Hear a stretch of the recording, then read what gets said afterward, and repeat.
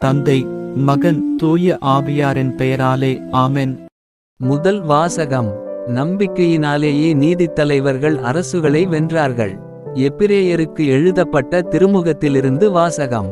அதிகாரம் 11. இறை வார்த்தை 32 முதல் 40 முடிய. சகோதரர் சகோதரிகளே, கிதியோன், பாராக்கு, சிம்சோன், இப்தாகு, தாவீது, சாமுவேல் ஆகியோர் பற்றியும் இறைவாக்கினர் பற்றியும் எடுத்துரைக்க எனக்கு நேரமில்லை. நம்பிக்கையினாலேயே இவர்கள் அரசுகளை வென்றார்கள், நேர்மையாக செயல்பட்டார்கள், கடவுள் வாக்களித்தவற்றை பெற்றார்கள், சிங்கங்களின் வாய்களை அடைத்தார்கள், தீயின் கொடுமையை தணித்தார்கள், வாழ்முனைக்கு தப்பினார்கள், வலுவற்றவராய் இருந்தும் வலிமை பெற்றார்கள், போரில் வீரம் காட்டினார்கள், மாற்றார் படைகளை முறியடித்தார்கள். பெண்கள் இறந்த தம் உறவினரை உயிர்த்தெழுந்தவராய் பெற்றுக்கொண்டார்கள். உயிர்த்தெழுந்து சிறப்புறும் பொருட்டு சிலர் விடுதலை பெற மறுத்து வதையுண்டு மடிந்தனர். வேறு சிலர் ஏளனங்களுக்கும் கசையடிகளுக்கும் ஆளாயினர், விலங்கிடப்பட்டு சிறையில் கூட அடைக்கப்பட்டனர். சிலர் கல்லெறிப்பட்டனர், இரண்டாக அறுக்கப்பட்டனர், வாளுக்கு இரையாகி மடிந்தனர், செம்மறியின் தோலையும் வெள்ளாட்டு தோலையும் போர்த்து கொண்டு அலைந்து திரிந்தனர், வறுமையுற்று வாடினர், துன்புறுத்தப்பட்டனர், கொடுமைக்கு உள்ளாயினர். அவர்களை ஏற்க இவ்வுலகுக்கு தகுதியில்லாமல் போயிற்று. மலைகளிலும் குகைகளிலும் நிலவெடிப்புகளிலும் பாலைவெளிகளிலும் அவர்கள் அலைந்து திரிந்தார்கள். இவர்கள் அனைவரும் தம் நம்பிக்கையினாலே நற்சான்று பெற்றார்கள். ஆயினும் கடவுள் வாக்களித்ததை அவர்கள் பெறவில்லை. ஏனெனில் நம்மோடு இணைந்துதான் அவர்கள் நிறைவு பெற முடியும் என்பதை கடவுள் கருத்தில் கொண்டு நமக்காகச் சிறந்த திட்டம் ஒன்றை வகுத்திருந்தார். இது ஆண்டவரின் அருள்வாக்கு. பதிலுரை பாடல். பல்லவி. ஆண்டவரை நம்புவோரே, உங்கள் உள்ளம் உறுதி கொள்வதாக. உமக்கு அஞ்சி நடப்போர்க்கு நீர் வைத்திருக்கும் நன்மை எத்துணை பெரிது.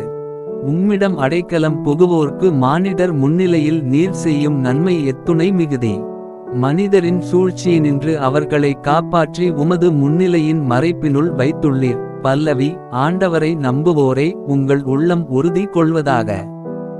நாவுகள் கிளப்பும் பூசலினின்று அவர்களை பாதுகாத்து உமது கூடாரத்தினுள் வைத்து காக்கின்றீர். பல்லவி. ஆண்டவரை நம்புவோரே, உங்கள் உள்ளம் உறுதி கொள்வதாக. ஆண்டவர் போற்றி. போற்றி. ஏனெனில் முற்றுகையிடப்பட்ட நகரினில் அவர் தம் பேரன்பை வியத்தகு முறையில் எனக்கு விளங்கச் செய்தார். பல்லவி. ஆண்டவரை நம்புவோரே, உங்கள் உள்ளம் உறுதி கொள்வதாக. நானோ கலக்கமுற்ற நிலையில் உமது பார்வையினின்று விலக்கப்பட்டேன் என்று சொல்லிக்கொண்டேன். ஆனால் நான் உம்மிடம் உதவிக்காக வேண்டினபோது நீர் என் கெஞ்சும் குரலுக்குச் செவிசாய்த்தீர். பல்லவி. ஆண்டவரை நம்புவோரே, உங்கள் உள்ளம் உறுதி கொள்வதாக.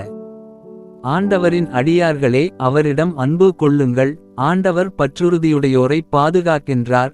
ஆனால் இருமாப்புடன் நடப்போர்க்கு அவர் முழுமையாய் பதிலடி கொடுக்கின்றார். பல்லவி. ஆண்டவரை நம்புவோரே, உங்கள் உள்ளம் உறுதி கொள்வதாக. நற்செய்திக்கு முன் வாழ்த்தொலி. அல்லேலுயா, அல்லேலுயா. நம்மிடையே பெரிய இறைவாக்கினர் ஒருவர் தோன்றியிருக்கிறார். கடவுள் தம் மக்களை தேடி வந்திருக்கிறார். அல்லேலுயா. நற்செய்தி வாசகம். தீய ஆவியே, இந்த மனிதரை விட்டுப் போ. மார்க்கு எழுதிய தூய நற்செய்தியிலிருந்து வாசகம். அதிகாரம் 5. இறை வார்த்தை 1 முதல் 20 முடிய. அக்காலத்தில் இயேசுவும் அவர் சீடரும் கடலுக்கு அக்கரையில் இருந்த கெரசேனர் பகுதிக்கு வந்தார்கள். இயேசு படகை விட்டு இறங்கிய உடனே தீய ஆவி பிடித்த ஒருவர் கல்லறைகளிலிருந்து அவருக்கு எதிரே வந்தார். கல்லறைகளே அம்மனிதரின் உறைவிடம். அவரை எவராலும் ஒருபொழுதும் சங்கிலியால் கூட கட்டி வைக்க முடியவில்லை. ஏனெனில் அவரை பல முறை விலங்குகளாலும் சங்கிலிகளாலும் கட்டியிருந்தும் அவர் சங்கிலிகளை உடைத்து விலங்குகளை தகர்த்து எறிந்தார். எவராலும் அவரை அடக்க இயலவில்லை. அவர் இரவு பகலாய் எந்நேரமும் கல்லறைகளிலும் மலைகளிலும் கூச்சலிட்டு கொண்டிருந்தார். தம்மையே கற்களால் காயப்படுத்தி வந்தார். அவர் தொலையிலிருந்து இயேசுவைக் கண்டு ஓடிவந்து அவரை பணிந்து, இயேசுவே, உன்னத கடவுளின் மகனே, உமக்கு இங்கு என்ன வேலை? கடவுள் மேல் ஆணை, என்னை வதைக்க வேண்டாம் என்று உரத்த குரலில் கத்தினார். ஏனெனில் இயேசு அவரிடம், தீய ஆவியே, இந்த மனிதரை விட்டுப் போ என்று சொல்லியிருந்தார். அவர் அம்மனிதரிடம், உம் பெயர் என்ன என்று கேட்க அவர், என் பெயர் இலேகியோன், ஏனெனில் நாங்கள் பலர் என்று சொல்லி அந்த பகுதியிலிருந்து தங்களை அனுப்பிவிட வேண்டாம் என்று அவரை வருந்தி வேண்டினார். அங்கே மலைப்பகுதியில் பன்றிகள் பெருங்கூட்டமாய் மேய்ந்து கொண்டிருந்தன. நாங்கள் அப்பன்றிகளுக்குள் புகும்படி எங்களை அங்கே அனுப்பிவிடும் என்று தீய ஆவிகள் அவரை வேண்டின. அவரும் அவற்றுக்கு அனுமதி கொடுத்தார். பின் தீய ஆவிகள் வெளியேறி பன்றிகளுக்குள் புகுந்தன. ஏறக்குறைய 2000 பன்றிகள் அடங்கிய அந்த கூட்டம் செங்குத்து பாறையிலிருந்து கடலில் பாய்ந்து வீழ்ந்து மூழ்கியது. பன்றிகளை மேய்த்து கொண்டிருந்தவர்களோ ஓடிப்போய் நகரிலும் நாட்டுப்புறத்திலும் இதை அறிவித்தார்கள். நடந்தது என்னவென்று பார்க்க மக்கள் வந்தனர். அவர்கள் இயேசுவிடம் வந்தபோது பேய் பிடித்திருந்தவர், அதாவது இலேகியோன் பிடித்திருந்த அவர் ஆடையணிந்து அறிவு தெளிவுடன் அமர்ந்திருப்பதைக் கண்டு அச்சமுற்றார்கள். நடந்ததை பார்த்தவர்கள் பேய் பிடித்தவருக்கும் பன்றிகளுக்கும் நேரிட்டதை அவர்களுக்கு எடுத்துரைத்தார்கள். அப்பொழுது அவர்கள் தங்கள் பகுதியை விட்டு போய்விடுமாறு இயேசுவை வேண்டிக் கொண்டார்கள். அவர் படகில் ஏறியதும் பேய் பிடித்திருந்தவர் தாமும் அவரோடு கூட இருக்க வேண்டும் என்று அவரை வேண்டிக் கொண்டார்.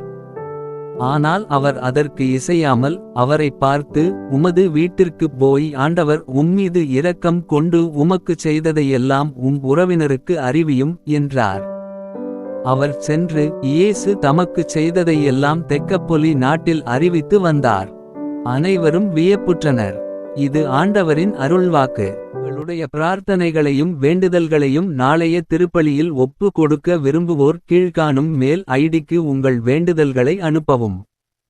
அல்லது வீடியோவின் கீழ் கமெண்ட் செய்யவும். பிதா சுதன் பரிசுத்த ஆவியின் பெயராலே ஆமென்.